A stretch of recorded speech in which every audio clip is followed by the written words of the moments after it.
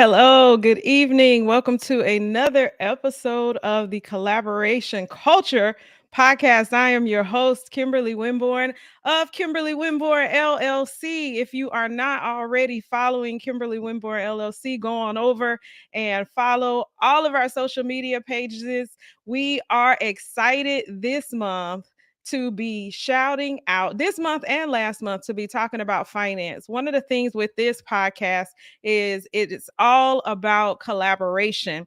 And I haven't been working in my space of finance as much as I should have. And I got this little nudge to bring on some experts more regularly in the space of finance. Happened to run into my guest who is actually tagged in a post where I was looking for women to work with, to collaborate with in the space of finance. Now, there's this myth that women don't work together.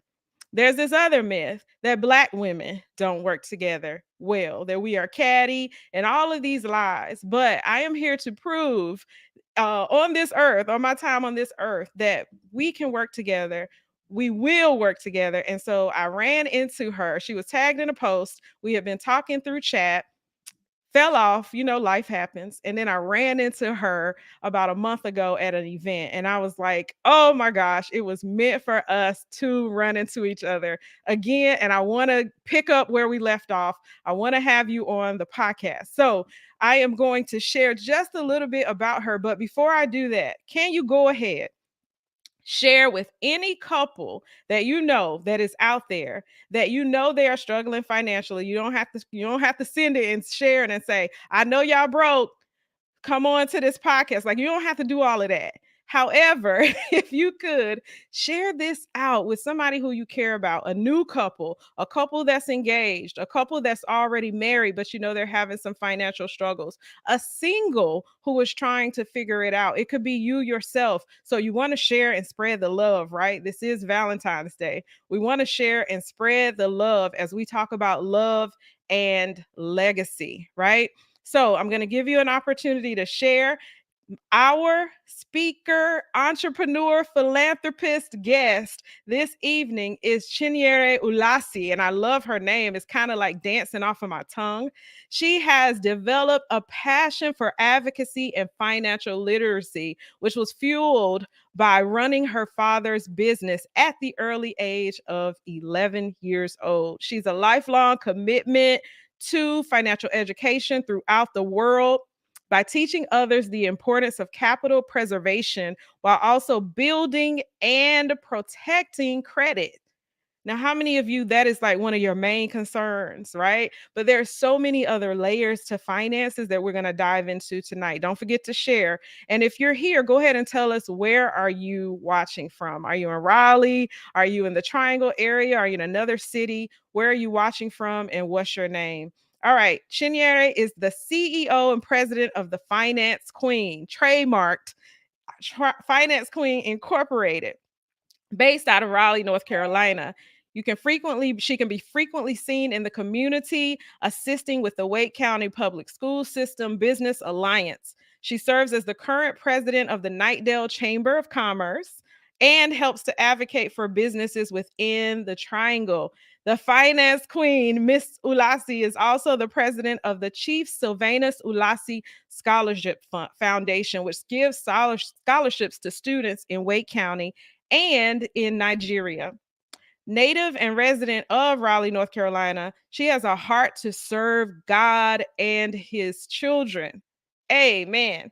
Her spare time, which is rare, but she enjoys laughter, vacations, and dancing. So, this financial consultant that I have on this evening is joining me, Kimberly Winborne, the Financial Win Strategist. And so, I am going to bring up right now the finance queen, Chinyere Ulasi. Please give her a warm welcome to the collaboration culture. Hey, hey, hey. Hey, hey, hey. Welcome. I'm so glad to have you. Thank you. I'm glad to be here. You are welcome. Good evening, Terrence, who's in our audience. Terrence, go ahead and share. This is going to be fire. This is going to be amazing. Timothy Moses and the Triad, welcome. Go ahead and share, Timothy. So, in your own words, I want to give you the spotlight, finance queen. In your Ooh. words, tell us a little bit about your love. I'm gonna flip it a little bit. Your love of your heritage and how much that means to you as in your business as you walk out and represent who you are, which is a part of your brand. Tell us a little bit about your heritage and your history, especially as we are in Black History Month. So we got to shout that out. Yes. Thank you so much for a warm introduction. Uh, Yes, I ma'am. am I am a Nigerian American, born and raised in Raleigh, North Carolina. So I'm one of the few natives from here. But wow, what to say? We have a saying in Igbo. I'm Igbo that says "Naija no de carry last," meaning we always come in first place. so there's a lot of pressure being Nigerian and in Igbo. There's an expectation of greatness, but once you visit where our parents come from, you understand why. And so most Nigerians are either pharmacists, doctors, lawyers. I don't think anything else is acceptable. Engineers, architects, maybe. But so there is just the thought process is that you take care of the community. Right. And in order to take care of the community, you have to maintain a certain financial muscle. And those are the careers that typically enable that kind of lifestyle. You also have to be able to go to Nigeria at the drop of a dime. And so we're just raised to be able to sustain life on our own. Yeah. And so that's how I was raised. And it is a very big part of my heritage. Being a daddy's girl, just being able to take care of myself. And so, Yeah. yeah, Yeah. I love that's it. it. I love that. I love your pride. I love that you talk about it all of the time. Yeah. And so I wanted to highlight that, she was like, "Do you know how to pronounce my name right?" And I love that too. I love that too. So, but one of the things with the finance queen, tell us the various hats that you wear in the space of finance. Tell us a little bit in your own words, the hats that you wear in that space and your target client that you generally work with. Yeah. My target client is are entrepreneurs, Mhm. those who are trying to figure life out, those who want to become entrepreneurs and don't Yeah. know how to do that. Mhm. And so that's my target audience. I do help individuals who have goals. Yeah. You need to have a goal before you come and see me. Okay, uh, that's the main thing. Whatever your goal is, I can help you Yeah. get to that place. Mhm. So, in terms of finance, I work with many other financial institutions to help people get loans, lines of credit, really to just prepare for life. Yeah. Investments, just Mhm. basic checking accounts, IRAs, ESPs, which are education savings plans for children, life insurance, whatever you need financially, which is why I'm the queen. Absolutely. I love it. Good evening, Crystal, as well from Raleigh. And you mentioned that you're from Raleigh, a native. I'm also from Raleigh, a native. Oh, So Yeah, it was meant for us to meet one another at some point because, like you said, in the room, there aren't that many, and we have so much in common. I am in the space of finance. I also wear a few hats. And one of the things that I really like to focus on and why I use this platform to do so is the topic of collaboration. So she and I do a lot of the same things. And I think when we chit chat, that's what we were talking about. One of the other things we chit chat is to continue in this vein to be able to educate others together, even though we do a lot of the same things. And I really want people to understand that a lot of times you can serve and help more people, especially to create a new economic face for success, right? A new face for success that looks very much like ours. Women, number one, Black women, by working together. But as entrepreneurs, a lot of times it feels very lonely. It feels like a silo. And so coupling and partnering with others can help you to not feel alone and to be able to serve more people, which is what it's all about. So we're going to talk about, she mentioned capital funding, which a lot of entrepreneurs, that's one of the main things they focus on.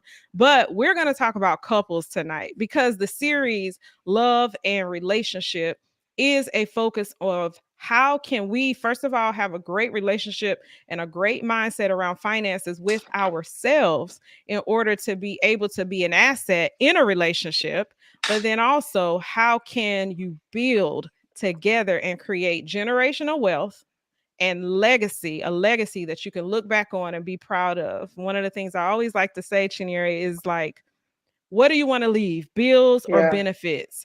Debts or dollars? And most yeah. people say dollars, benefits, but don't know how to do that. Is that something that you've run into as you work with clients? What's one of the main things that you've run into when it comes to somebody who does not have financial literacy and is just trying to get themselves together?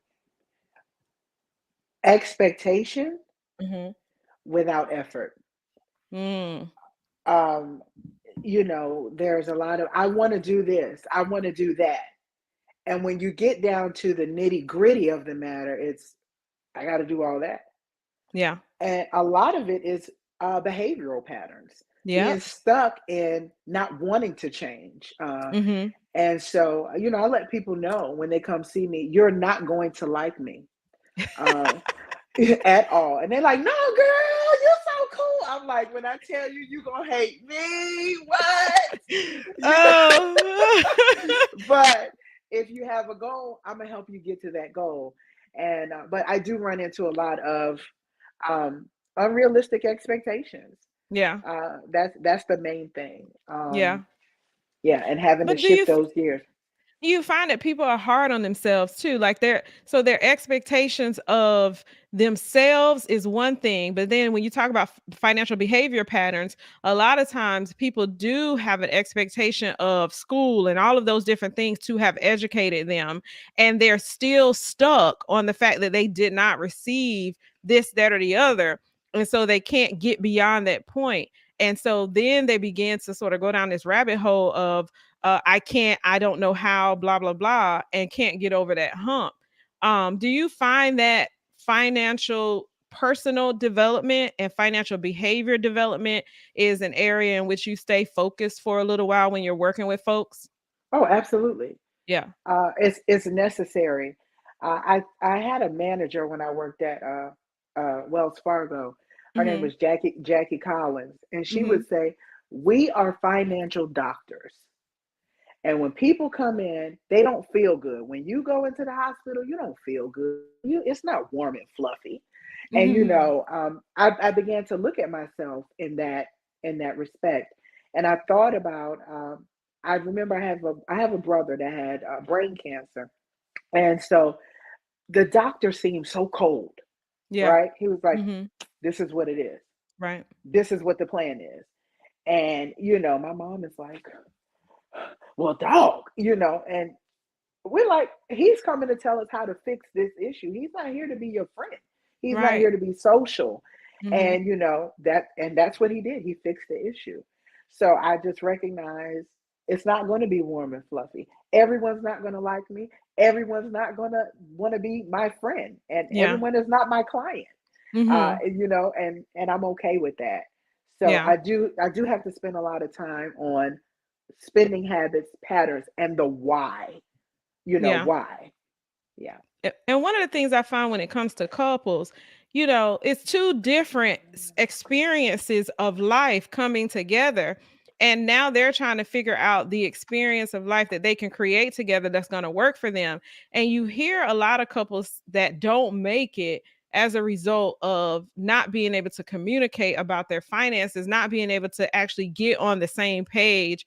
A lot of times for Ooh. women, there's that security blanket that's not available in the marriage. And so they may find themselves feeling like they can't trust the man to handle things. So then you get into the whole separate accounts and all of that. So when you have a couple that comes to you, and I know what I do, but when you have a couple that comes to you and they say, "Hey, we're about to get married," or "Hey, I'm in a new relationship." Sometimes it's even singles that are trying to get it together with their significant other. And they're like, I spend my money like this, she spends her money like that, or vice versa, that you find that they decide to just roll separately. I'm going to stick with married couples for a second. They decide to split their income. And when that happens, sometimes that's detrimental to the relationship and to the progress of the family, but in other times it works. What is your advice and or view of Ooh. married couples having joint bank accounts or separate bank accounts? Ooh, honey. That Uh, was uh, deep. That was deep, uh, huh? listen. That ooh was deep. Ooh, it is my opinion that when you are dealing with finances, it requires you to be 100% transparent. Absolutely. And I have found that many people are not transparent with themselves about Mm. how they're actually spending money. Yep. And which is why I require my clients, send me your bank statements. I Mm-hmm. need to see those because I can go through and see all of those secrets you don't want Yep. anybody to know about. And we're going to get deep here. It may be going to Bojangles every morning and you telling yourself, "Hey, I'm eating a green smoothie." No, you're eating a green smoothie coupled with a chicken biscuit. Okay, Mm-hmm. and that chicken biscuit costs money, right? So these Mm-hmm. are things we have to look at ourselves and evaluate. And so I found number one, that's the first issue. People are not Mm-hmm. realistic with their own finances. Yeah. Um, Once people get realistic about that, then I believe they can come together and say, well, these are expenses that we actually have. If they're not things that they're willing to change. If you are a cigarette smoker, you probably need to incorporate cigarettes in your budget. You need to incorporate alcohol if you know you like to drink. Mm-hmm. That's realistic. If you'd like to go out and turn up, put that in your budget. It's not Mm-hmm. about who you want to be, it's really about who you are. If Mm-hmm. you're not willing to change those things, especially before you go into marriage. That's I think the main thing. I believe you need to have a joint household account Mm-hmm. so everyone can know the reality of the expenses in the home. Yeah. You need to have a joint account. And I believe that you need to have your account and I need to have my account. But the Mm-hmm. bills must be paid first. Mm-hmm. That's my opinion. Yeah. So, those of you who are in the audience, share what is it that you feel, and if you want to share what you're doing in your household that works for you all, please feel free. But what is it that you feel as far as a relationship goes? Should the money be put together or should it not? And I love what you said because of the accountability factor. What you just said, having the joint account helps to keep the couple accountable. So you know what's going in there, you know what's coming out, you know what is going to happen as far as the bills getting paid and or not. And so it helps to keep the couple accountable and communicating. I do personally think that you should have a joint account. However, I do also think that you should track patterns. If you have someone who is weaker in a specific area and you know that they're a shopper, you know that if they get access to that money and they can transfer it to their account, they love you. Y'all can trust each other and all of that, but it's something that you're working on and they're working on and you have communicated that. I do believe too, having that joint account, but also, like you just said, having a separate account. And sometimes somebody is stronger financially. And so you may pay some of the bills in this other account so you don't run into that. But with the goal of being joint at some point. So that's why we're doing this love and legacy, because the goal is to be joint at some point so you can build and grow together. Because what happens long term, that division is going to create a scenario where you it's going to be harder and harder and harder to bring it back together. And I think this is why a lot of times families break up, because now you got this security blanket over here and you don't need it with bruh man, or you don't need it with sister anymore. And so this is going to help to continue to strengthen the family. And that's the sort of the topic as we're starting off this financial conversation. We want to strengthen the family. We want to strengthen relationships, and finance and communication around that is a great way to help strengthen the family. Any more thoughts around that? I see Wilwin. Hey Wilwin, good to see you. And then Carlton Stevens, a joint account is great, but Lord, it's hard. He put that in caps. Especially when you like to spend money, like I think you mean I do, because it's right beside the K. Yeah, I and that's what I mean, you know. So any other thoughts around that? Um, I 100% agree with you. Everything Mm-hmm. that you said, and to what Carlton said, it is hard. And Mm-hmm. he took accountability by saying, especially when you like to spend like I do. Yeah. That's Yeah. the thing. You have to Yeah. know yourself, you Absolutely. know, and that's hard in a Yeah. relationship. And something else you targeted, relationships splitting up because of it. Mm-hmm. Man, like, I don't know if anyone is spiritual here, but, biblically, it says, where a man's treasure lies, his heart is there also. Mm-hmm. And so, excuse me. And so, taking a deep dive and looking at what you really are loving, what you are coveting, and what you're spending your money on. These are hard topics, but they're necessary. If you notice that your man likes Bond number 9, you know that's a $400 bottle of cologne. Like, you Yeah. know, Yeah. if you know you got a woman that like red bottoms, you coming off about 1,200. These are real conversations. If you know you like to travel, okay, let's talk about what that looks like. What kind of travel? Are we going to Myrtle Beach or are we going to Greece? Which one? Right. And so those are conversations, because I have also found when people get in relationships and they start trying to pull back financially, it takes away from the things that they find joy from individually. Mm-hmm. Um, I know I like to travel. So I can't be in a relationship where I can't spend money traveling. Mm-hmm. That is going to take away from my happiness. So I believe it's important that you're whole also before you get into a relationship. Um, Very true. so I believe that.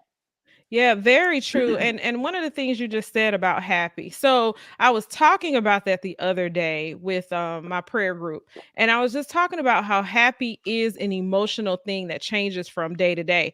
But when you talk about wholeness and then happiness under wholeness, and what creating a life where you know yourself, you're a whole person, you know yourself, so you can communicate who you are, and you're not showing up as some representative. You're not trying to fill any other spaces other than the authentic you. A lot of times we don't know how to do that because we feel like we're going to lose somebody or whatever. And I think what you just said is so significant to financial blessing, financial wealth, financial growth, just showing up and being your authentic you Oh yeah. and Oh being yeah. able to communicate, like you just said, these are the things that I like to do, so we need to budget these things so that I can find joy and we can have a happy home, as the saying goes. I can find Hmm. joy.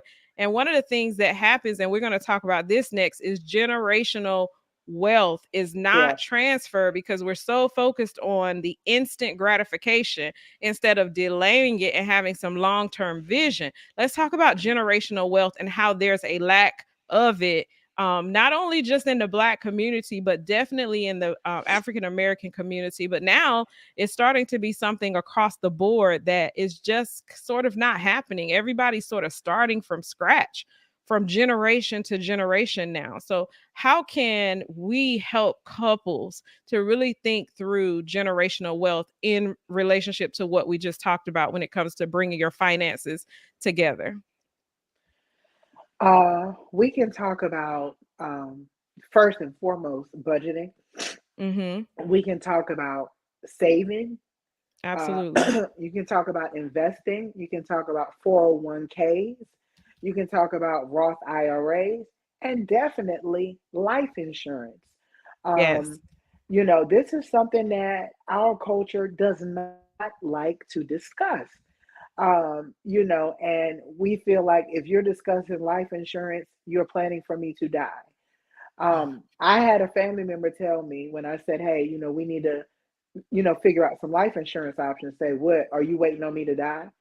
And I said, sister friend, one thing is for sure, you are going to die.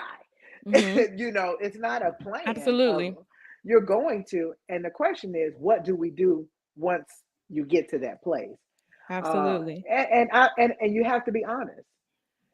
You have to be honest and let the person know, hey, listen, if you can spend this amount traveling per month, you can spend this amount on a life insurance plan. And Absolutely. I don't have a problem saying, listen, you will be cremated. I'm not selling fish plates for you. I'm not doing GoFundMe for you. Right. Okay, I'm not Yeah. you. No, I'm not Yeah. doing that. I love you, Right. for life, but I'm not doing that.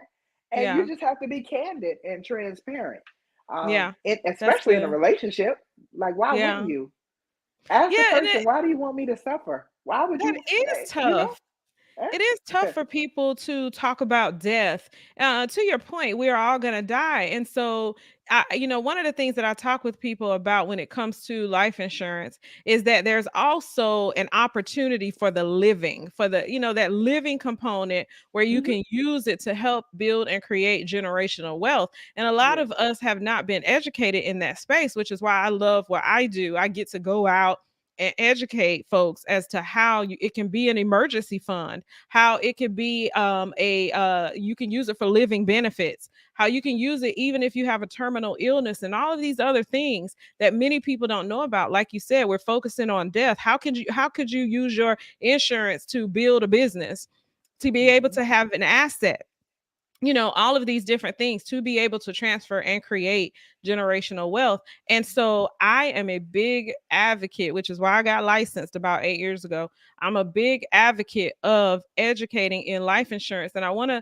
to go back to what you were saying as far as people not wanting to talk about it because it's a focus of death. And whenever, like you said, if somebody passes away or somebody dies and we're trying to, like you said, sell some fish plates and all of that, that is a hit to the family, not only emotionally because they love you and you died, but also financially, because now you're trying to come up with a way to bury you, sometimes embarrassment too. And Hmm. so if we can just create a plan for ourselves, even something very simple like a financial expense burial plan policy, something simple so that your family knows your wishes. When you die, nobody's fighting for that $2,000 that's left over or whatever it is, and you can grow and build and your family can be strong. You know how many relationships are destroyed as a result of that? And so, guys, get with your spouses, get with your significant other, and have these conversations. Do you want to be cremated? Do you want to be buried? Do you want traditional? What is it that is going to be your wish so when you do go, they don't have to stress out and have that burden of trying to figure it out and grieve? Do you know how many people can't Yeah. go to work as a result of a death? And so you don't want that for them. So I want to go back for a second because we got a couple of comments. We do joint. This is Woolwin and his wife, and separate. Joint is for the bills. Separate for personal funds agreed upon. Uh, Amazon Prime is a problem though.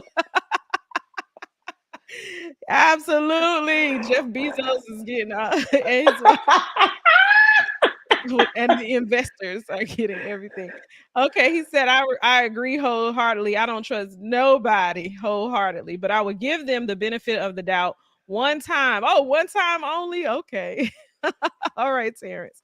So, how can we create generational wealth? Any thoughts in the chat, you guys? We're having a conversation here that includes you. So, any thoughts in the chat around generational wealth? Anybody ever run into a situation where you felt like, man, if we had just had that conversation, then we would not be here. So we're gonna move on from here because goodness, I could stay there for a long time. That is a passion of mine, really. It is. I'm building out a program and everything to be able to talk about generational wealth and be able to Yeah. share that. Um, the optimal word is talk about, which is what wasn't done for our generation. I love the dialogue the Mm. two of you are having. In addition, we need to set our kids up credit strong because you don't have to be rich, but if you have good credit, you will be okay. OPM, other people's money, right? Come So on. that's a misnomer. Like people think that because my book is called The Debt Detox, that I'm saying you should not have any debt. But I want people to understand the education around good debt versus bad debt. And so using credit in order to be able to build is absolutely a strategy. But I Mm. think people need to couple that with the financial literacy so they don't get themselves in a hole. What are your thoughts around that? Like couples, families, all of that, building businesses through life insurance options as well as credit. I think it is the best strategy Mm-hmm. that one can possibly take. For one, your business credit does not impact your personal credit. Mm-hmm. However, your personal credit impacts your business credit. So, if you are to have an EIN number, LLC incorporation, whatever, and you get a business line of credit or business credit card, you can use that to Mm-hmm. buy assets. With our culture, we get credit and we buy liabilities, Yep. uh, which is not the way it works. Mm-hmm. You can buy a rental property, whatever works for you, and you build that out using your business line of credit. You Yeah. flip it or whatever, and you have cash flow. But we feel that we need to exhaust our our our liquid assets to build. That is not intelligent. I'm not going to say Mm-hmm. the other word. It's Mm-hmm. not intelligent. So I'm going to say I do. I think that business families can work together, possibly with boundaries and with the understanding that this is a business. This is not personal. We can't have a family restaurant and you mad at Bobby Jean and you decide to walk off the line. We Mm-hmm. can't do things like that. So Right. having candid conversations about business and expectations of, oh, I will fire you, or Yeah. you can be removed, Yeah. and also Yeah. having a successor plan. Yeah, it can be Yeah. done. Why Yeah. shouldn't it be? Yeah, one of the conversations that I love the point you just made, because a lot of things are emotionally driven. And one of the conversations I like to have with my clients when I talk about finance is the emotional intelligence, because emotional intelligence is going to be the difference in making an emotional decision versus making a sound decision that's going to actually build, grow the wealth of the family. And also, it's going to help with that delayed gratification as well as that long term vision principle that many people don't practice. Not being emotionally driven to say, hey, there's a sale. So I'm going to go and I'm going to purchase, even though over here we've decided as a family that we're going to save this money for this or that. And Hmm. so I believe that having that really helps to strengthen the trust factor. And so just like with the credit card companies, if they don't trust you, your score is going to reflect it. Same That's thing in right. the household, in the family. If you do things that you can't be trusted, your score is going to reflect it. And so having that emotional intelligence and building that muscle helps to strengthen the financial security of the family. And it's all about having a fortress over your family. How many people do not want to have a fortress over your family? Raise your hands high. right? Nobody, hopefully, right? We all want to have a financial fortress over our families, right?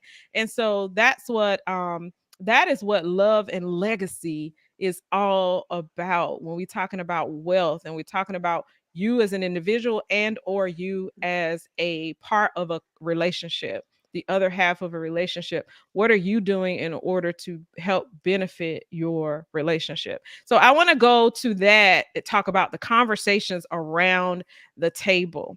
So when I first started being in life insurance, Chinyere, we it was called kitchen talks, or kitchen conversations. So basically, we go to somebody's house and we're going to talk with them about life insurance around the kitchen table.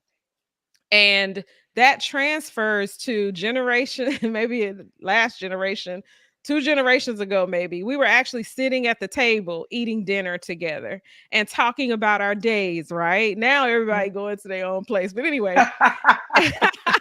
we need to get back to that. That's one of actually the things that I challenge people when they go through the book, to get back to the kitchen table and have these conversations and eat together. But anyway, so what are we talking about around the table? Historically, we're talking about school, what happened at school, what sports, things like that.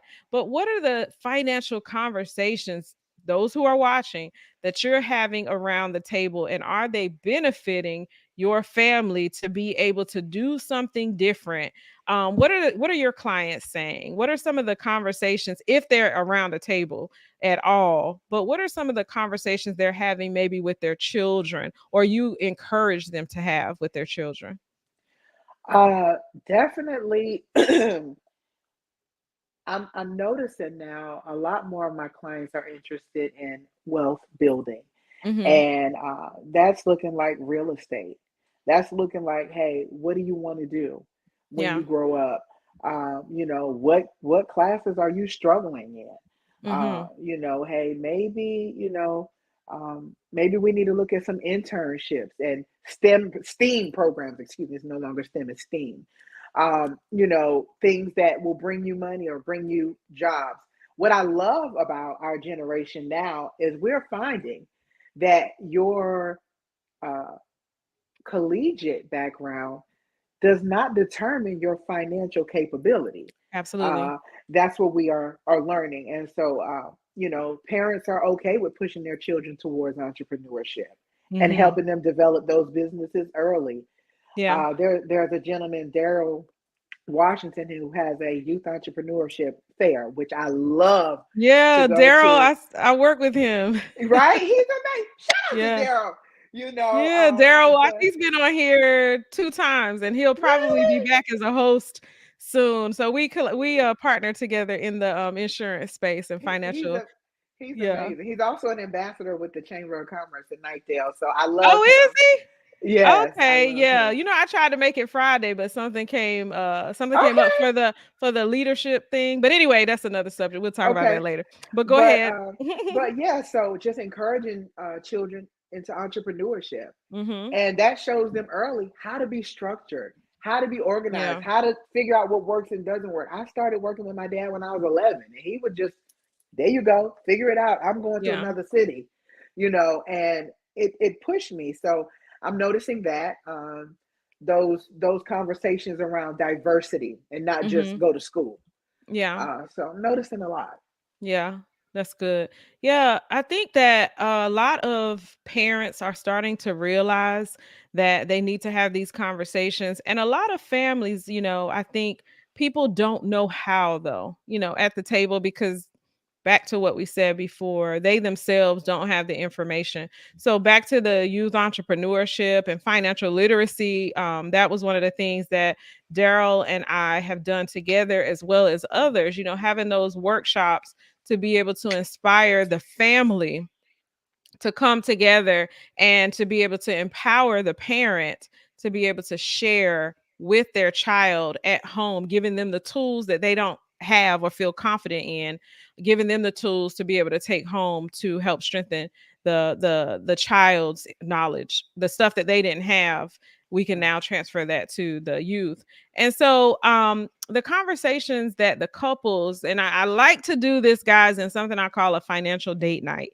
I love for couples to take time. I like for them to do it just themselves, but also with their children. So I believe you should have several date nights. It's not just one, just like in dating. People get it twisted, like, oh, I took her out once, now we're gonna coffee it to death. But that's another conversation. But but no, sitting with your spouse, your significant other, and having a financial date night where you mentioned before about it kind of working like a business, right? So Mhm. kind of making it like it's definitely that concept of we have a goal, we have a mission, we have a vision, we're talking Yeah. that through, we're dreaming a bit together, but like really sitting and babe, we're gonna pour into each other. We're gonna have these financial date nights, and we're going to put something in place that's going to help strengthen our family. And then bringing the children along. And the reason why that's so important, I think, is because a lot of times parents don't know how to say no.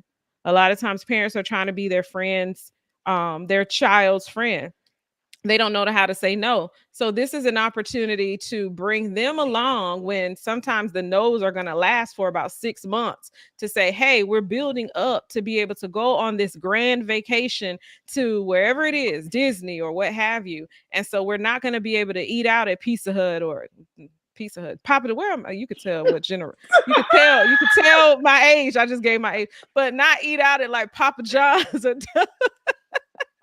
or what have you. Look, Pizza Hut was definitely 90s all day. Girl. But anyway, so what are your thoughts around that? The financial date nights. That's something that's Oh real yeah. big in my company. What's something you're doing that, if not the same, that's similar? Um, mm, I don't know. I don't know about date nights. I just have instantaneous conversations and tell people to Just do the do same. it. You know, I think that's a benefit of me being Nigerian. We're just a blunt people. Hmm. Nobody cares about your feelings. We don't care. That right. We're just like, let's figure it out, and later, we'll come back to it. But just Yeah. straight up conversations, like, say what you want to do, let's figure it out, and that's that. I remember, like, my father came to a basketball game. I played basketball in Sanderson. Okay, he came to one basketball game. He says, "You need to focus on your studies. You're not good in No. basketball. You know, you need to focus." Oh my gosh. He was like, my doctor, continue to make good grades, but that basketball is not your thing. Eh? you know, and I was like, okay, Dad, but my little Yeah. feelings were hurt, but he was telling the truth. Luckily, I got a track scholarship. I was good there, so he left me alone. Okay. But Just just being tell the straight truth. up, just be straight up, direct Yeah. and blunt. And something you said earlier about divorces and Hmm. families being separated, it's because people are not telling the truth. They're bringing their representative. Be yourself. You'll be surprised how many people love you for who you actually are. But Absolutely. you got to love yourself first to believe that Absolutely. somebody else loves those things that you don't like. Yeah. And that's the real. So, Yeah, and so this leads to the pre.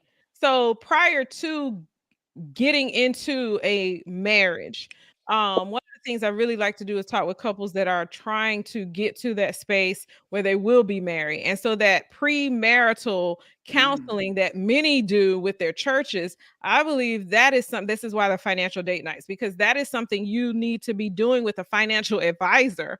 yeah. Like, let's talk through what my mindset is around money versus what your mindset is. So the thing about pleasing to death, right?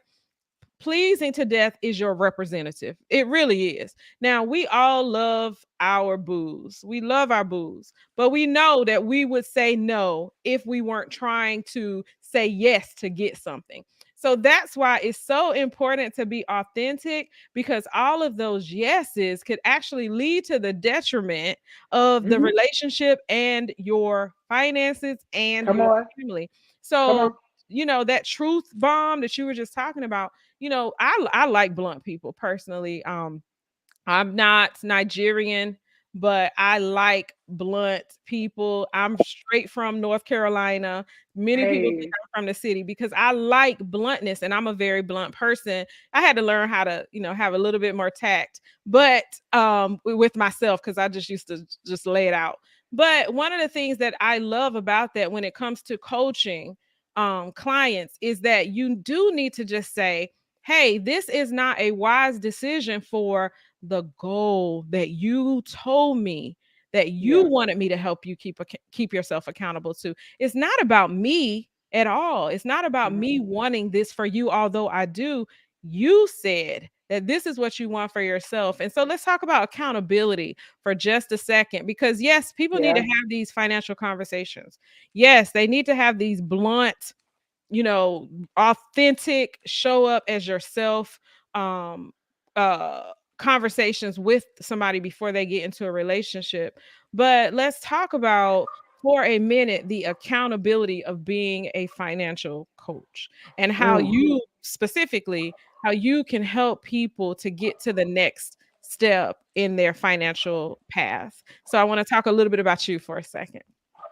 Okay. Well, for starters, I've said this before. I am not your friend when I'm handling when I'm handling your finances. It's not going to feel warm and fluffy. You're not going to like me, and because I'm going to have you doing things that are different than what you're used to doing. You're trying to accomplish a new goal.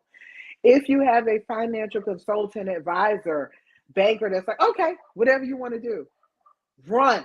I'm telling you, you should get your tennis shoes and start running because they don't want the best for you. They don't. Yeah. I'm telling you. So that's never a good thing. Mhm. And you can tell.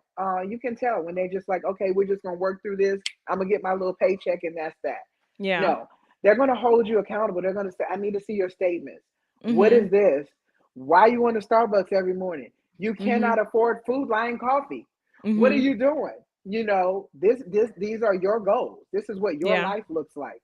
This Yeah. is what your plan looks like. Those are hard conversations to have.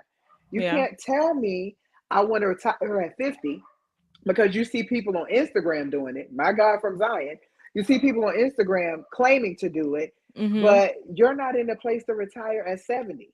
So Mhm. things have to change. Absolutely. Again, what does retirement look like for you? If it looks like Mhm. sitting at home watching Netflix, you might be okay. If it looks like traveling, without having to go to work, that's a different conversation. So Mhm. everything should be organized based on your goals and Yeah. a structure around those Mhm. goals. So, Yeah. that's what I do. A structure and a strategy. And I love that. And that's why I want to work together because nobody can do it alone, right? Nobody can do it alone. And the thing is, people have different takes on the same thing. And I believe that together, more people can grow in their wealth. More women can be stronger, more couples and more families can be stronger by having the conversations with people who do not mind saying, look now, you know, this is where you're going. This is what's happening. Uh-oh. Okay. Let me remove her for a second. This is where we're going. This is what's happening. This is what we're gonna do. So, all right, I think she's back. Okay, welcome back.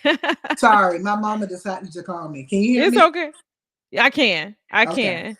Yeah, I figured you may have had a call or something. So, one of the things we said that we were talking about this evening is love and legacy. How it can couples create that legacy, just maybe two or three simple things that you would advise couples who are either together, like married together or about to be married or whatever stage of the relationship in order to build, grow, and create a happy home. What are some tips that you advise? We talked about budgeting, we Mhm. talked about saving, we talked about the joint account. Anything else that you want to add to that?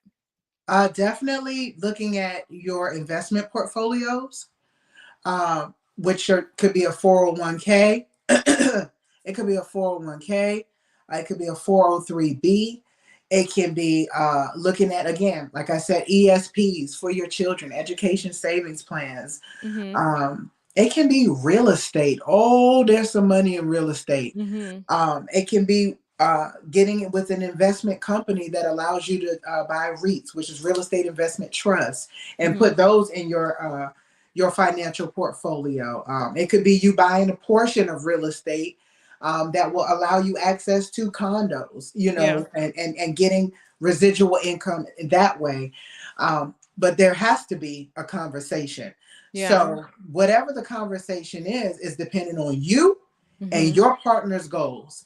The biggest piece of advice I'm going to give is please, please, please stop planning your life around other people's successes, goals, failures. It must be contingent on you and your partner's love and your plan. It's just that simple. Um, I hate when people say, well, my friend did this. Yeah. You might not know that your friend had gotten $50,000 as a wedding gift. You may not know what their inheritance looked like. You may not know what their debt looks like. And guess what? They're not going to volunteer that information to you. Right. And so it is important to do things based on what you are capable of doing. This is why one thing I'll say, stop getting involved in people's marriages, relationships, because you don't know. You just don't know. That's one thing. Absolutely. You just don't know. Absolutely. Stop looking at other people's grass, as they say. They got that really beautiful patch of sod in the front. Then you go to the back and you can't grow nothing in that soil. The weeds don't even live there, and we looking at them. Man, I'm gonna tell you, and when I was deep in credit repair, that's one of the things I remember going to, work and being shocked daily at the lives people having millionaire status. Now, you know, I say status, millionaire status, but in debt over $1 million. What is that equal, y'all? Zip zero, stingy with You De know, Niro. right. And That's it. somebody, I was in a seminar, somebody said, the people in the third world countries are in a better position than them because of the fact, Yeah. by appearances, it doesn't look like that. But you think about how many people you see that are dealing with stress, trauma, all of these different things, health issues as a result of financial things that if they got it under control, they wouldn't be dealing with that. But we look at them and say, oh, they're balling. Oh, they're doing great. Oh, I have to say something to that, Mm-hmm. especially as someone with uh, you know, from Nigeria, with a Mm-hmm. family in Nigeria. And anyone who has family from a different country will tell you Mm-hmm. when that WhatsApp notification on your phone go off, it's like, oh Lord, what do they want? Okay, because they just know that you are a millionaire and you have all this money, and we're like, excuse me. They don't recognize that in America everything is done on credit. Mm-hmm. It's not that way in other countries. If you don't have the money, they're like, please get out of my face. What are you doing here? Give Right. me Yeah. money or get out. And Right. so there's this mentality. And also, so many people live these lies. I say people live their best lie on social media. I Mm-hmm. promise. And Mm-hmm. we see that and think, oh my God, they're doing so well. I'm like, okay, whatever. Whatever Yeah. you say. What I love about you is that you actually have a financial background, you Mm-hmm. know, and so do I. And so I always say when I look at these people, these coaches, these social media coaches and all of this stuff, I don't understand it. I'm like, how can you be a coach when you never been in the game? It Right. doesn't make sense. Yeah. Like you never Yeah. even played. You Yeah. on YouTube telling people how to do stuff. Come on, Yeah. sir. Yeah. Like we Yeah. have to be realistic about who's advising us. Mm-hmm. We just have to be realistic about that. you So know, and Sharon, I don't even jump in these conversations anymore. People tag me in a lot of stuff at this point, and some of the conversations I just don't even jump into anymore because when you have somebody who just knows what they know, I'm not going to battle with them. So I may jump in and just say, put my website, and if you would like a consultation, here's my link tree, or here's my link. Like, I'm not going back and forth because of the fact that, to your point, it's not a haughtiness. It's a, I am actually looking to help people. Yeah. Like, I'm not looking to have a social media battle with anyone. I'm Yeah. looking to help families. I'm looking to help entrepreneurs, individuals. And now I'm looking to help more couples because it really breaks my heart to see couples that could be thriving not thrive because of something like finances. When we if we just get it together, we can thrive. And you can see more couples. You can see where people say, oh, they becoming desensitized to divorce. You can see more people actually thriving, and the marriage numbers increasing Yeah. because of better financial. And you talk financial literacy and financial communication. And as we wrap up, you talked about credit Yeah. and how in our country credit is sort of king. This is why I began focusing on credit literacy. Mhm. The debt detox was the first program that I've implemented, and I'm working on some others. And I want to, speak with you more about that. When we talked at the meeting, I was like, "Girl, I'm so glad I ran into you." But credit literacy needs to be a thing because more people, to your point, are using credit, and I am aware of that. You're aware of that. Everybody's seeing it, and so we need credit literacy so we can help people in order to do it the right way. Because I Mhm. could be coaching somebody who makes $100,000 a year, living in a one-bedroom apartment, paid off their car, has plenty of money to be able to buy things on their own and support themselves, but they prefer to use credit.